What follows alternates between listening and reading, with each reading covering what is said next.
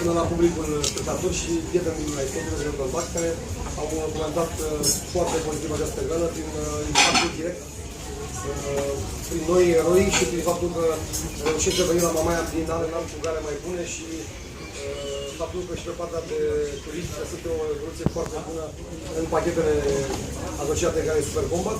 Și tocmai de aceea aș dori să îi dau cuvântul doamnei Corina Martin, care a fost alături de noi tot și suflet în proiectul ăsta, care se vede clar că din amenziul dânsei avem o experiență convergentă, pentru că ce facem noi cu doamna Martin, împreună cu staful de la Asociația Electoral, reușim să implementăm proiecte care să fie de durată și de data asta suntem pregătiți să anunțăm lucruri pe viitor, nu numai ce facem pe termen scurt, anunțăm și pe termen lung.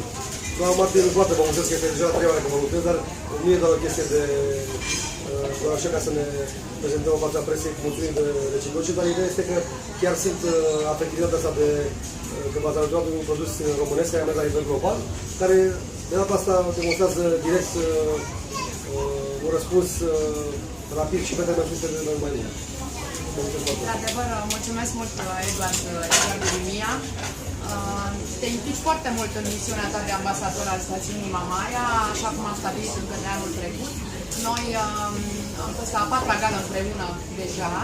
Rezultatele cresc de la fiecare an la următorul și, într-adevăr, pot să spun că am analizat ieri mai ales și am dorit în mod special să avem astăzi întâlnirea aceasta, pentru că rezultatele pe care le-am avut împreună prin acest eveniment, atât în promovare națională și internațională, dar și în vizibilitate pentru Constanța, pentru stațiunea Mamaia, sunt rezultate care pentru noi înseamnă foarte mult. Eu pot să spun în acest moment că voi, organizatorii Galei Super Combat, sunteți pentru Asociația Electorală Delta Dunării cel mai bun partener, și vă declar asta oficial, cel mai bun partener în evenimente de promovare. În 95 de țări să fie în direct pe Eurosport și, desigur, și pe sport.ro, lucru foarte important, mai ales că am aflat că va fi reluată transmiterea meciurilor de 15 ori în continuare în următoarele zile pe Eurosport. Pentru noi acest lucru este foarte important. Probabil că se miră foarte mult de ce ne asociem imaginea cu evenimente sportive. Și este momentul acum să spun că începând de anul trecut, după cum ați văzut, am schimbat puțin politica de promovare la Asociația Electorală Delta Dunării, mergem foarte mult pe evenimente sportive. Numai anul acesta am încheiat contracte și parteneriate cu Federația de Tenis, început anul trecut la Cupa Davis Mamaia Style, cu Federația de Șah și am reușit să aducem campionatul european de șah feminin la Constanța. Apoi cu Federația de Bob Sanie, pentru că echipa de bob fete a României concurează și au devenit campioanele Europei cu un bob pe care scrie vacanțe în Mamaia, Holidays în Mamaia, și astfel am putut să aducem în septembrie, vom avea aici la Mamaia campionat mondial, atenție, mondial de bob pe roți. Am câștigat în fața Germaniei această candidatură. Apoi Federația de Arte Marțiale, am avut campionat național de taekwondo și mă bucur că am reușit să-i sprijin pe copii și pe juniori, peste 1000 de participanți în toată țara la începutul lunii mai și tot la noi acasă în Mamaia și la Constanța. Este extrem de important să continuăm evenimentele sportive. Pun mare accent pe evenimentele sportive și aș vrea să transmit astfel un mesaj pentru constanțeni, pentru autoritățile locale, cele care sunt membre alături de noi, Consiliul Județean Constanța, Primăria Constanța. Le solicit să facem echipă pentru a dezvolta și promova sportul Constanței și pentru a integra evenimentele sportive în promovarea și în strategia de promovare a destinației. Eu vreau să anunț astăzi în mod special, așa cum spuneam, că sunteți cel mai bun partener dintre toți cei cu care Asociația Litorală în ultimii 3 ani a încheiat parteneriate și contracte. Anunț prelungirea parteneriatului vostru și dublăm suma pe care am investit-o în acest an, ba chiar mai mult decât dublu, în evenimentul Gala Super Combat. Deci pentru anul viitor vom avea o sumă dublă față de ceea ce am investit acum. Până anul viitor mă interesează să dezvoltăm foarte mult cluburile sportive și mai ales din K1, da? Dacă spun bine, da? În Constanța, pentru că sunt foarte, foarte mulțumită de faptul că în acest an am avut 7 luptători din Constanța. Am vrut să vă am alături de noi la prima conferință de presă, am rămas și rămân alături de voi și în în toate evenimentele care urmează și astăzi vouă vreau să vă mulțumesc antrenorilor voștri, tuturor celor care au făcut posibil ca voi să ne reprezentați cu atâta mândrie și cu rezultate foarte bune în gala Super Combat Mamaia Style. Spun Mamaia Style întotdeauna pentru că așa se numește campania de promovare. Noi plătim bani pentru evenimentele pe care le susținem și Gala Super Combat este unul dintre aceste evenimente. Banii aceștia provin din taxa de promovare pe care o plătesc proprietarii de afaceri de turism din stațiunea Mamaia și din satul de vacanță și îmi face plăcere să vă declar acum că rămânem în continuare și pe termen lung chiar partenerul vostru. Aș vrea să spun că am pregătit câte o mică surpriză. Este doar un început deocamdată, pentru că, repet, sunt impresionată de rezultatele voastre. Pentru mine nu este cel mai important faptul că unii au câștigat și mai puțin important faptul că unii au pierdut. Pentru mine sunteți toți luptători, cu toții ați dat tot ce ați putut mai bine și mai mult și sunt sigură că acesta este doar o etapă din lungul drum al vostru către tot mai multe victorii. Aș vrea să vă spun că m-am gândit eu așa ieri cam ce ar însemna o primă recunoaștere a faptului că sunteți partenerii noștri și că vă luăm, să spunem așa, alături de noi în evenimentele noastre. Noi o să încercăm să vă aducem în cât mai multe evenimente ale Asociației Litoral, nu neapărat legate de K1 și de Super Combat. Cred că vă putem lua lângă noi și în alt gen de evenimente, poate chiar și în festivalul Antic-Tomic, de ce nu? S-ar putea ca unii să fie dați și unii romani, vom vedea. Important este să vă facem cât mai cunoscuți. Vreau să vă cunoască tot mai mulți constanțeni și nu numai să vă cunoască. Să vadă ceea ce faceți, să înțeleagă ceea ce faceți și să își dea seama că este nevoie de sponsor, este nevoie de sprijin financiar, este nevoie de buget, pentru ca voi să aveți rezultate din ce în ce mai bune și să puteți să aduceți Constanței și pentru voi, desigur, rezultate cât mai bune. M-am gândit că trebuie să aveți un titlu mai întâi, da? Fiecare dintre voi să aveți un titlu, pentru că tot ceea ce ați făcut voi în luptă și în luptele din Gala Super Combat merită această recunoaștere. Eu vă promit că vom avea discuții din săptămâna aceasta cu Consiliul Județean Constanța și cu Primăria Constanța și vom gândi un plan, o strategie pentru ca voi să puteți avea o susținere mai puternică. Începând de la anul am să-i propun pe lui Eduard Ghirimia să aplicăm cu un club local pentru finanțare de la Consiliul Județean, așa cum se întâmplă la alte evenimente sportive din Constanța și noi, Asociația Litoral, îi asistăm pe toți să obțină bani nerambursabili alocați de Ministerul Sporturilor pentru asemenea tip de evenimente. Deci vom putea obține finanțare și de la Consiliul Județean și nu doar de la Asociația Litoral. Și am pregătit câte o diplomă pentru fiecare. O să încep cu categoria ușoară, da, așa, crescând, să spunem. Sper să fie, într-adevăr, în ordinea corectă. Cosmin Mărcuță și să începem cu primul luptător, și al treia aplauze. Vedem cum facem asta, cred că... Da, deci, hai să ies puțin totuși. Eu am zis așa, deci ne-am gândit cum să vă numim, pentru început, repet, da?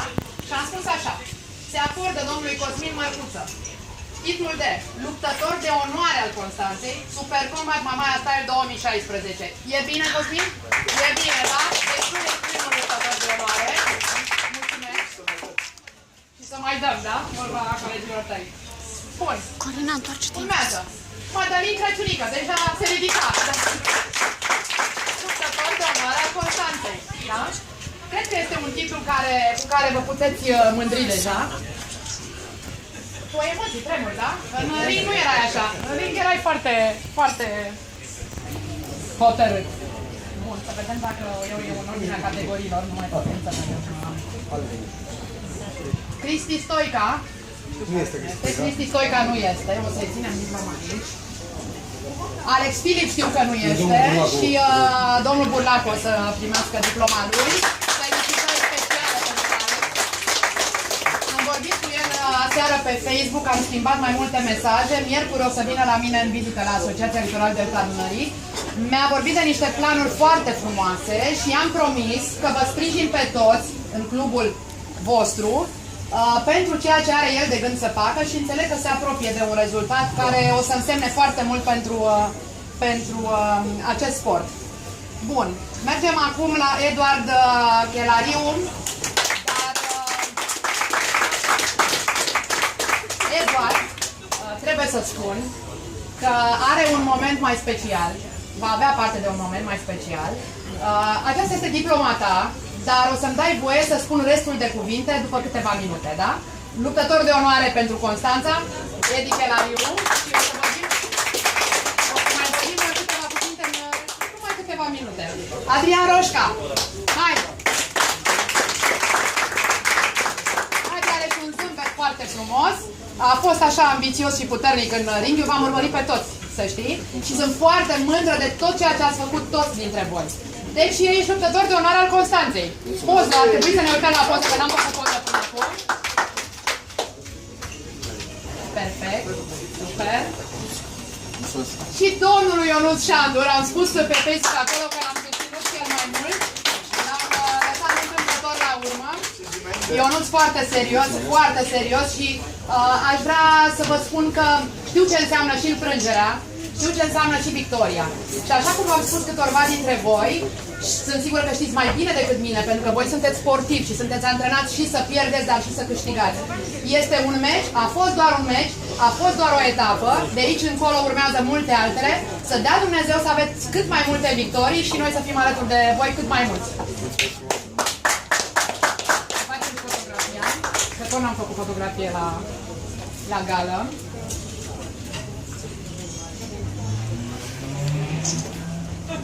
Și mai am un moment foarte special. Cred că e la Oana. Momentul, da.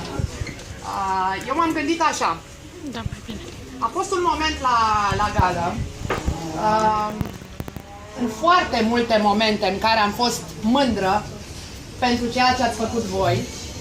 Dar a fost un moment la gală pe care eu l-am apreciat în mod deosebit. Am revăzut acest moment și filmulețele care circulă pe Facebook începând de sâmbătă seara, noaptea, și m-a impresionat foarte mult ceva. Pentru mine, și eu spun că sunt o luptătoare, contează foarte mult, repet, nu neapărat victoria sau înfrângerea, contează spiritul. Spiritul de învingător face parte din ceea ce eu numesc conceptul acesta la care țin, Mamaia Style. Noi la Mamaia, la Constanța, suntem învingători, nu doar luptători.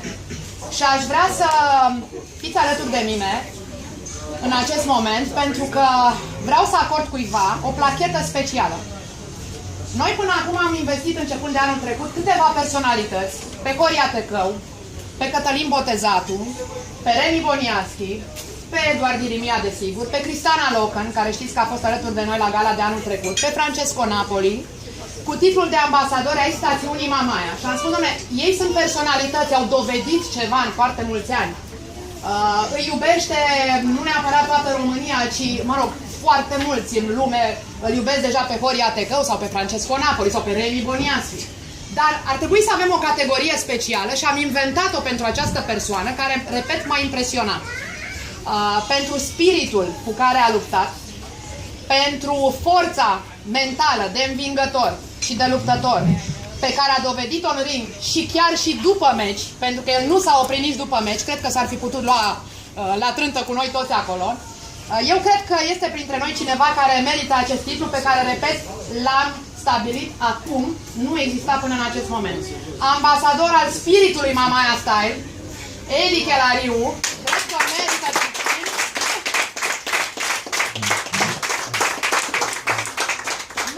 ne-ai făcut knockout într-adevăr, nu doar pe partenerul tău. Bravo ție! Eu aș vrea să le arăt tuturor în continuare și mai mult ce înseamnă spiritul ăsta al tău de care ne molipsești pe toți. Este exact stilul meu și pentru asta te felicit. Meriți din plin această plachetă și să-ți aducă cât mai multe. Face și la cameră.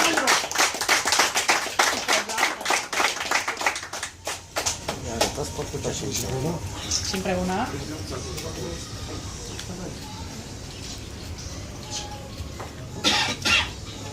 Ce zici? Nu te așteptai la asta? Nu te așteptai la asta. Asta e placheta. Dacă o vede toată lumea, asta e placheta. Bravo! O meriți din plin. E foarte tare. Bravo ție! În rest, ce vreau să promit eu este că la mine veți avea întotdeauna ușa deschisă. Și spun asta nu doar pentru voi ca luptători, ci și pentru antrenorii voștri. Mă impresionează foarte mult ceea ce faceți. Mie îmi plac sporturile acestea foarte puternice, de forță. Probabil și pentru că și eu, așa cum spuneam, sunt o luptătoare din fire. Poate că nu mă apropii la fel de sporturile mai legere, mai blânde, să spun mai calme, dar îmi place ceea ce faceți voi și cred că noi pentru Constanța trebuie să luptăm mai mult. De aceea Super Combat Mamaia Style, de aceea parteneriatul cu voi și de aici încolo va vrea să facem echipă alături de autoritățile locale, așa cum spuneam, acolo unde aș vrea să mergem împreună și să vedem ce strategie facem pentru a promova Constanța, Mamaia și prin evenimentele sportive și cu sprijinul vostru al cluburilor care trebuie, repet, susținute. Felicitări tuturor! Acum urmează partea a doua, care se leagă foarte bine cu aprecierile dumneavoastră și cu aprecierile noastre, că sunt comune. Aseară, tot după eveniment, am avut o surpriză, să zic așa, neplăcută, văzând pe Facebook o declarație a maestrului Recep Samir, care a fost și antrenorul meu de kickboxing în Constanța, în care își manifesta, atunci de dânsul, tot asta e greșit, își manifesta nemulțumirea după ce levul său ăsta, care a luptat cu toată determinarea cu Merou, care poate fi campion mondial la următorul meci în octombrie, de faptul că unii sponsori sau unii parteneri care își anunță sprijinul se retrag în momentul unei înfrângeri, ceea ce este o mare greșeală. Faptul că te bazi la titlul mondial, te bazi la Formula 1, la Grand Prix sau la orice sport, ești aproape acolo de topul mondial, înfrângerea nu înseamnă decât că ești locul 2 sau locul 3 de mondial, nu înseamnă că ai pierdut vreo cale. Pe de altă parte, oameni care se retrag promisiunile și mai de aceea am venit concret la această conferință de presă și de-aia am venit cu niște produse pe masă ca să fie vizibile și fizice, pentru că mi-aduc la un moment dat aminte când m-am văzut cu Marcel Burlacu anul trecut și cu colegul lui Asaftei, nu? Bine? Marius Burlacu. Nu, Marius Burlacu și Asaftei. Când am povestit de o intenție a mea de a face